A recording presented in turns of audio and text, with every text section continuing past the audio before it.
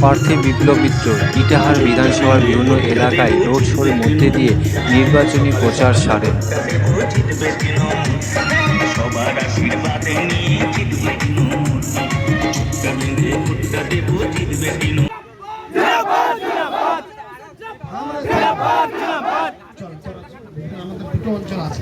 ধন্যবাদ সবাইকে। আমি কে হারাতে তৃণমূল কংগ্রেসের প্রার্থী বিপ্লব মিত্রকে ভোট দিন, জয় করুন। উনি আপনাদের অনেক উন্নয়ন করবেন। আমি আপনাদের অনুরোধ করব, সমস্ত বিরোধিতা ভুলে বৃহৎ স্বার্থে এক ঐক্যবদ্ধ অভিন্ন থেকে 100 করে সব ভোট বিপ্লব মিত্রের পক্ষে দিন। এই অনুরোধ আহ্বান করতে আমরা এসেছি।